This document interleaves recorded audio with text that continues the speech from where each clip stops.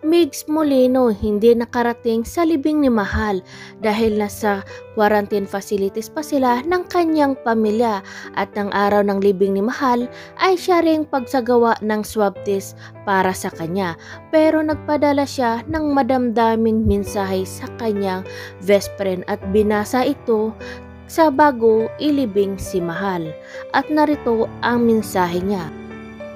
First of all, this is the message for my best friend, kapamilya, higit pa sa pamilya. Kulang na lang kadugo. Mahal, alam ko wala si Tito yung papa mo.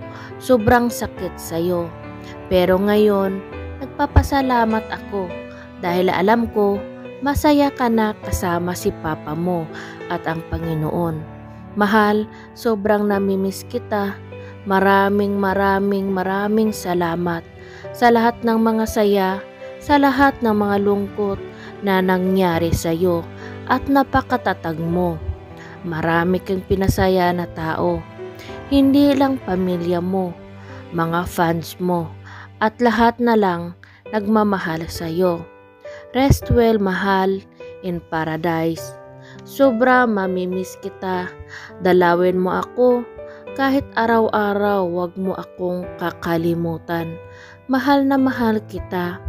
Sobra-sobra, salamat sa lahat. Lahat, wag kang mag-alala. Nandito pa rin ako kahit wala ka. Gagabayin ko ang buong pamilya mo. Mahal, salamat. Salamat ng madami.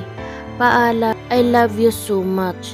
Hindi nga nakarating si Migs Milano sa huling hantungan o sa libing ni Mahal kasi nga ay nasa quarantine facilities pa siya at bawal lumabas at hindi pa kasi sinagawa ang kanyang swab test.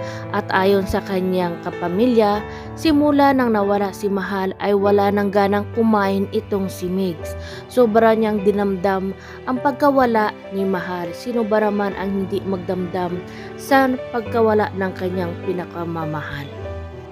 Migs, alam namin na napakahirap at napakalungkot ang nangyari sa iyo, pero kayanan mo yan. Bumangon ka, alang-alang kay Mahal. Marami kaming nagmamahal at sumusuporta sa iyo.